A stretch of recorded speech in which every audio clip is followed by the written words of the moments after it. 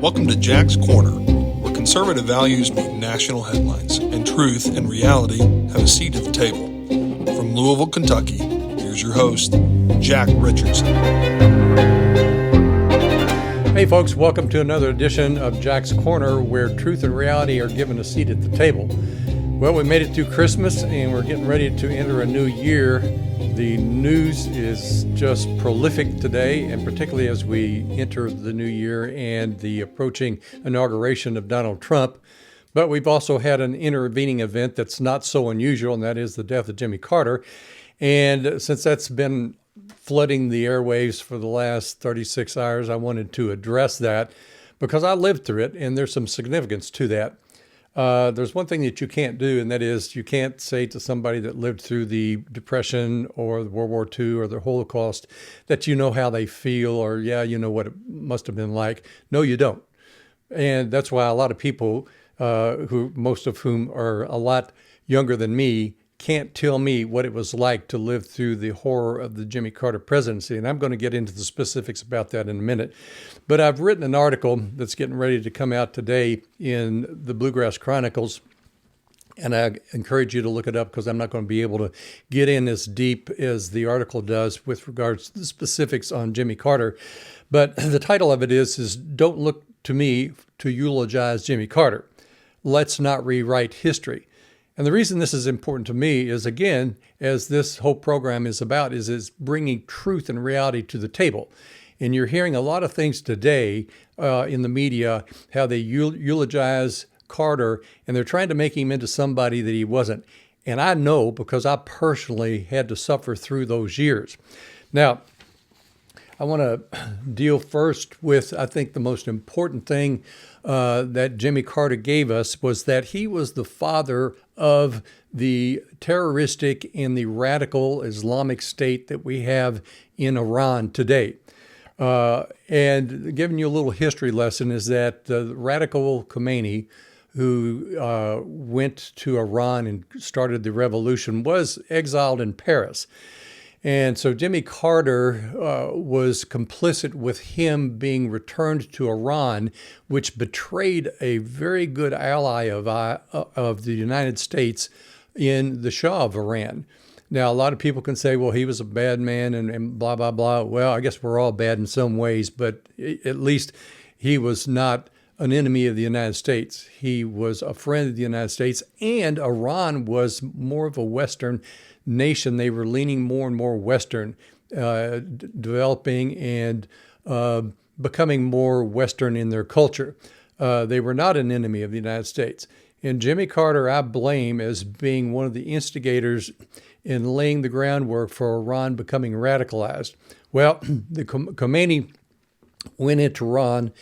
The revolution started, and shortly after that, guess what? Our embassy in Tehran got raided.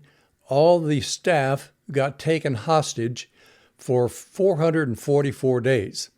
And that's one of the main consequences, one of the big consequences of Jimmy Carter's presidency. And it's also the thing that eventually brought it down. Now, this is particularly poignant, to me, because a friend of mine, he watched his father being executed in his front lawn by Khomeini's people. And that must be a pretty horrific thing. And I can't tell my friend, well, that must have been terrible. I know how you feel. No, I don't know how he feels to watch his father being executed by Khomeini's men that Jimmy Carter allowed back into Tehran and into Iran. And these people have been under that oppression all these years because of the acts of Jimmy Carter, or at least his complicity and the part that he took in it. So here we have all of our embassy staff held hostage for 444 days. He couldn't do anything about it. He was a weak and ineffective president, just like Biden was. They were two peas in a rotten pod, and I'll get into that a little bit more in a minute. But the thing that basically brought it all to a head, and I think the icing on the cake that brought Jimmy Carter's presidency down was that he ineptly tried to rescue the embassy staff, and it was a failed mission, and we lost soldiers in the desert as our helicopters crashed. And so his debacle in Iran was pretty much like Biden's debacle in Afghanistan. Again, two peas in a pod, similar ideologies, similar failures, similar leftist liberal policies that were a failure. They were a failure back then, and they're a failure now. We suffered back then just like we're suffering now under Biden. But thank the Lord that we've got Trump coming into office. Now, because of all this, Jimmy Carter was swept out of office by Ronald Reagan in a landslide. Ronald Reagan won 44 states. And I'll never forget the night that Reagan won. I was ecstatic then as I was when Trump won just about 45 days ago in another landslide. So you had two good men that had to push out two really bad men because of the suffering that they brought our country. But now Jimmy Carter, they say, well, he's turned into such a good man and all that. Well, I'm going to tell you something. I'm going to take issue with that. Jimmy Carter had no choice but go upwards. He was so far down in the hole, he couldn't fall out of it. There was only one way and that for him, and that was up. So he tried to redeem his character, and he joined Habitat for Humanity and did some things there. And then he started teaching in Sunday school, and God only knows what he taught there. But I like what Dr. Moeller, president of the Southern Baptist Theological Seminary, said. I have a lot of respect for Dr. Moeller, and he said this just the other day. Carter revealed an inordinate confidence in how he personally felt and how he personally imaged or imagined Jesus, while rejecting the clear teachings of Scripture. So he can claim to be a Christian, or he can claim to be a Baptist. I don't know what he really claimed to be, but, just to paraphrase Forrest Gump, to paraphrase him, Christian is what Christian does. And, a good tree doesn't produce bad fruit, and a bad tree doesn't produce good fruit. So take it on what you want with regards to what his beliefs were, but I can tell you the fruit of Jimmy Carter's tree was rotten, and a lot of people suffered. And even till the very end, he really didn't change. All through his presidency, he was always on the world stage. He was always supporting the liberal causes. He was always more sympathetic to our enemies. And even at 100, he wanted to live long enough to be able to vote for Kamala Harris, and I assume that he did. But that just goes to show you that he was still supporting the same rotten policies that damaged the nation back almost 50 years ago, and the same policies under Biden today that has damaged us so much. But yes, just before he died, he was supporting Kamala Harris. So that should tell you pretty much everything you need to know with regards to, really, was he a changed man? That's why I'm not eulogizing him, and because of what I know that people suffered. Today, Biden is called Jimmy Carter 2.0. And why is that? Because he had the same disastrous presidency under the same type of policies. Again, let's take a look at some of the parallels. The economy was disastrous under Carter. 21% interest rates, 11 to 12% unemployment, and inflation rates. You think what we had today was bad? Well, back then it was absolutely disastrous. I couldn't afford to leave my mom and dad's home because nobody could afford a 21% interest rate to get a home. We had an oil embargo. When I was in college, I couldn't go back and forth to home or visit home on the weekends because the gas stations were closed and you couldn't get gas on the weekends. So that's how bad his policies were. He basically shut down oil production, and we were under an embargo, just like Biden has done today. He wanted to get off of fossil fuels. Well, that brought a disastrous consequence. On NBC, David Brinkley, one of the talking heads and commentators back then when Jimmy Carter was swept out of office, he was asked by one of the other guests on the show, well, why did the people just turn on the Carters the way they did and vote him out in such a huge landslide? And he said, well, the people didn't like Rosalind Carter. They didn't like the beer drinking Billy Carter, and they didn't like Jimmy Carter. In fact, basically, the people just didn't like the Carters, period. And there was good reason, because of the disaster economically and foreign relations wise that Carter brought us. So again, bad trees don't produce good fruit, and we didn't have any good fruit. And another thing that we need to credit Jimmy Carter with is giving away the Panama Canal for $1. So now here we are, 50 years later, and Trump is talking about maybe taking it back. Well, there's more to that than you really realize. You've not been told a lot through the news as to how the Chinese are making significant inroads there with the Belt Road Initiative. And so if they take over the Panama Canal, they've got control on our southern border. And this is where our naval ships go through. This is where a lot of commerce goes through the Panama Canal. But thank you, Jimmy Carter, for giving away the canal and taking it out of the control of the Americans. But fortunately, because of the treaty that we have, there are provisions in there where we can take it back. And I think that we should. It should have never been given away. But that's what you get from somebody like Jimmy Carter and Joe Biden. So that's another one. I remember being so apoplectic at the time as a young man.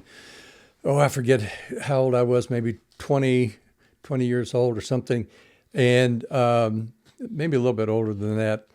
And I remember that Jimmy Carter had the luck of being the hero of his own crises until the very end, and it all caught up with him, particularly with Iran. And that's what basically shoved him out of office. But folks, I lived it. I know how terrible it was. I remember my mom and dad had to install a gas, not a gas well, but a gasoline tank at our home. We lived on 5 acres, and we had a gasoline tank so that we could pump our own gas, because on Sundays the gas stations were closed and we didn't want to run out of gas. And we had a family that we had to make sure that my father got to work and my mother could do the things she did. I had to be able to get back and forth to school. Unfortunately, I couldn't do it on one tank of gas, so I'd either have to miss classes or I would have to just not go home. So yeah, those are just some of the things that I suffered through with regard to the Jimmy Carter presidency. And yes, we've gone through it again just recently with Biden. Now, let's talk about Biden. That nightmare is coming to an end. Carter 2.0, as they call Biden, that nightmare is coming to an end. And it's interesting how you see some of the things that Biden is doing right now, particularly the upcoming trip over to Italy to see the Pope again. Well, Joe, I think your attempt to try to get absolution for your life of sin and corruption and serving yourself and not the people, you're not going to get absolution from a Marxist pope. And so good luck on that. But this is very atypical for a president this late in his presidency, just a few weeks left, to be taking a trip to Italy to meet the Pope. But they're giving it a lot of different reasons as to why he's doing this. But I think I know what the real reason is. At the end of his life and at the end of this term, he knows the life he's lived. He knows the life of corruption that he's lived. He's served himself and not the people. And as a consequence, he's going over there. And to show you and to tie this all together, he will rip babies out of the womb and kill them, but he will pardon and commute sentences of mass killers and child rapists. So that just goes to show you, when you live such a decrepit life, a corrupt life like that, God eventually gives you over to a depraved mind, and that means a non-functioning mind. And so he thinks that he's going to try to earn his ways into the pearly gates That's going to be God's decision. But I can tell you right now that what he's doing right now is to try to make amends for the corrupt life. But everything he seems to be doing is trying to earn his way. And you don't earn your way into heaven. So anyway, those are some observations that I've noted with regards to what Biden is doing in the last few days. And on top of it all, if that weren't enough, he's doing everything he can to sabotage Donald Trump's presidency just before his inauguration. Things aren't going well. They've band-aided it and papered over it. But you need to keep an eye on just exactly what Biden has been doing of late, and that is there's nothing good that's come out of this man, and you have suffered greatly under it, and that's why you have voted him out of office. Now, I want to get back to the issue of Trump's mention of Canada and Greenland and the Panama Canal. Now, there's a greater significance there than you realize. And this is scary in a way when you stop to think about it, because it shows you how far down the rabbit hole we've gone under the Biden administration. People are laughing about it because Trump has said, well, Canada can be the 51st state. We need to buy Greenland, and we need to take over the Panama Canal. Well, I've already alluded to the Panama Canal. Yeah, we've got a danger there. It should have never been given up, and the Chinese are there trying to make headways there. And it won't be long if we continue down this course that China will control the Panama Canal. That's a disaster, and that can't happen. So Trump, in his inimical ways of doing things, is kind of signaling you and signaling the world in advance, giving them a little preview of what's on the menu and what's on the horizon. But that should also trigger you into asking yourself the question, wow, if he's doing that and all this is true, then we must be in worse shape than we really know. Well, we are, and you are. So don't take this lightly. Listen to what Trump is saying. It's very, very important. Now, I've talked about the Panama Canal. Let's talk about Canada. That's our northern border. It goes from the Atlantic Ocean all the way over the Pacific Ocean. You know, China's 7,000 miles away. If China takes over Canada, they're right on our doorstep. If they go into Greenland and get a foothold in Greenland, they go from 7,000 miles away to 3,000 miles away. So let's just start using some deductive reasoning here and understanding what's going on. Pierre Trudeau, Prime Minister Trudeau, has stated publicly that he admires the Chinese government and the Cuban government. Well, Cuba is in a state of collapse right now. China has its problems, but there are our main adversaries in the world today. So in the 9 years that Trudeau has been Prime Minister of Canada, he's destroyed the country. They're in an economic mess. They're in a state of collapse right now. He's about to be voted out of office, just like Biden has been and just like Jimmy Carter was.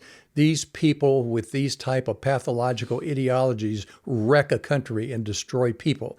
And so we do not want, on the longest unmanned border in the world, to have China influencing all the decisions that are made in Canada. And Pierre Trudeau is a Marxist. He loves their governance and their political system, and take him at his word, because take a look at what he's done to his country in Canada. And you don't know all the specifics, but Canada is in a state of collapse. It's very dangerous. And 90% of the people in Canada, the citizens of Canada, live within 100 miles of the U.S. border. So most of Canada is basically vacant. But just think about that. 90% of the people in Canada live within 100 miles of the U.S. border. So we've got something to be really concerned about up there. And Canada only has the population of basically California. Now let's go to Greenland, for instance. Everybody's laughing about that. Well, stop laughing, because we purchased St. Croix from Denmark years ago, And there's nothing unusual. There's nothing unusual about having the conversation about buying Greenland because Harry Truman did it and others have talked about doing it. But what's so significant about Greenland right now? Well, have you heard anything on the news or from the news that of China's incursions there, in China's trying to buy influence there, pumping millions of dollars into Greenland, trying to buy influence with the government there? By the way, did you know that the population of Greenland is no bigger than the city of Youngstown, Ohio? Think about that. The whole country is no bigger than Youngstown, Ohio. And they are already wanting their independence from Denmark. So this is a serious situation. And what makes it even more serious is that we do have one military base up there, but Greenland is rich in the rare earth minerals, of which right now Canada controls 90% of. That's pretty scary. And you talk about your phones and your cars and your batteries and everything that we use rare earth minerals for. Well, Greenland is rich in that, rich in coal, rich in oil. So there's a purpose there. Yes, we do have to play this global monopoly game. And don't act so sanctimonious as that, no, we can't colonize. Well, guess what?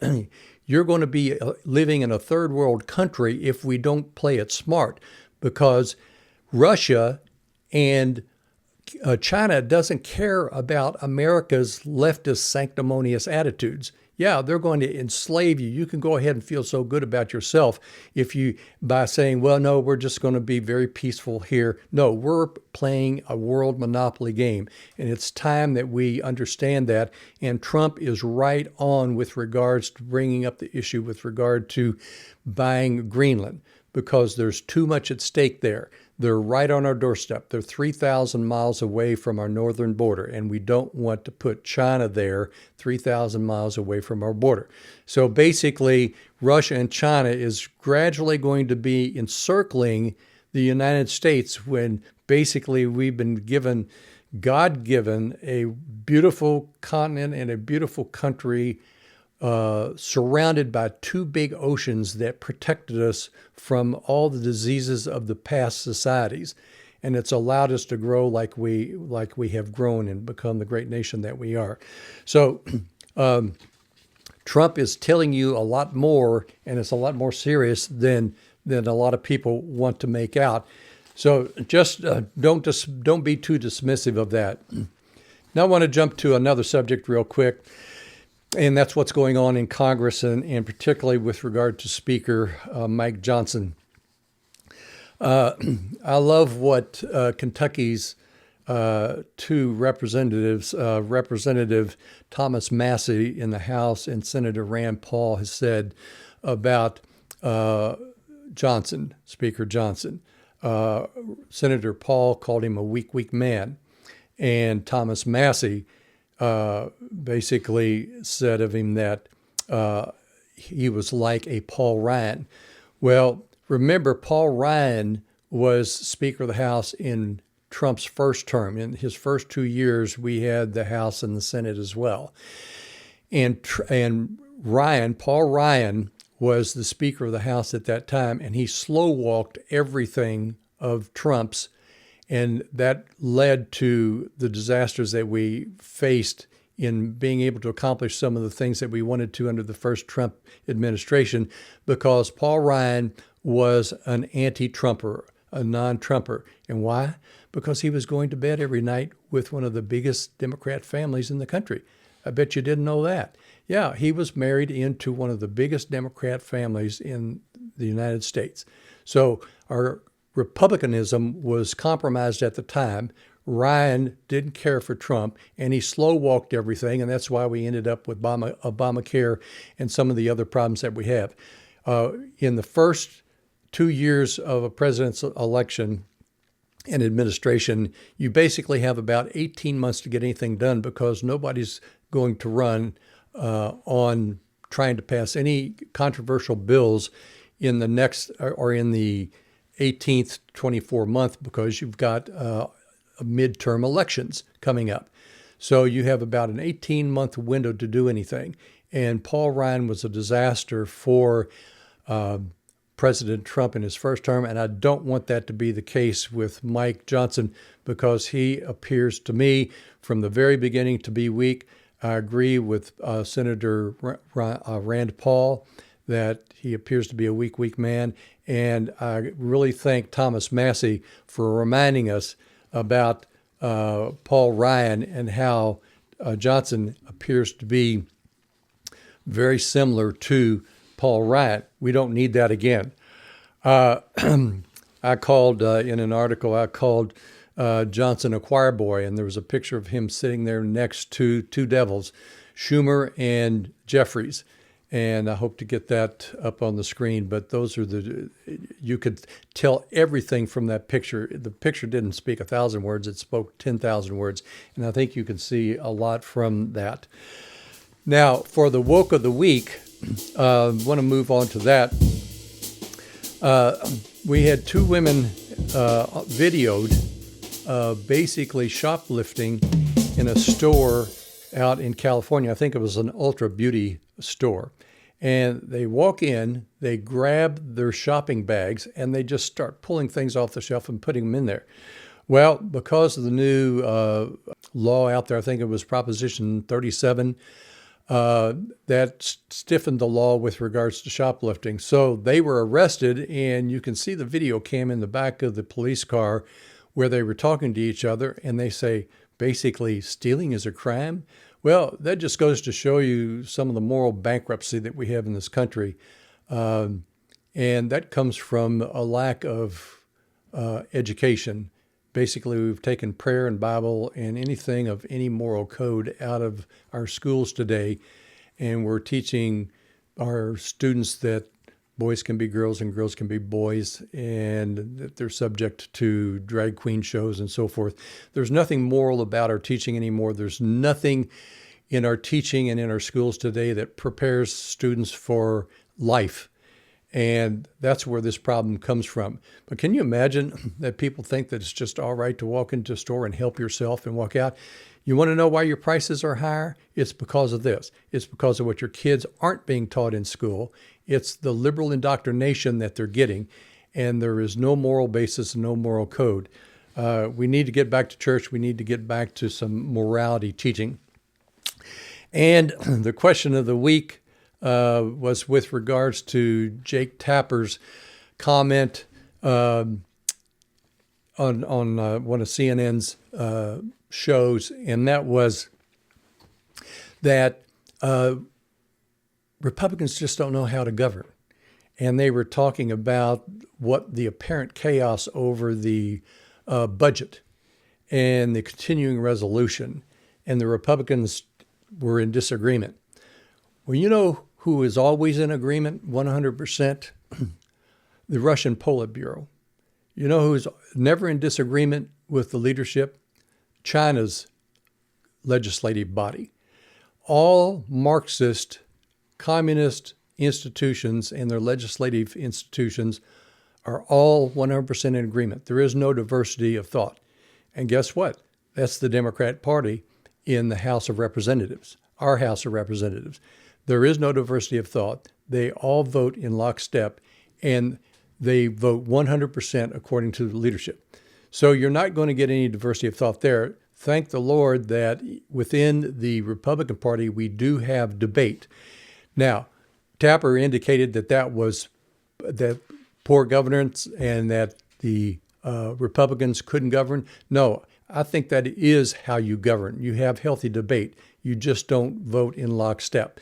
So anyway, that was the woke of the week, is that Tapper sees good governance as never having any issue, never having any debate, never having any diversity of thought. So anyway, those are the most important topics of the week that I thought needed to be brought to your attention to think on and meditate over. And we hope that you have a happy new year, and that as the new year comes in, you'll be very productive. And we look forward to the Trump administration coming in and trying to straighten out some of the mess that the Democrats have given us over the last 4 years. Have a good day.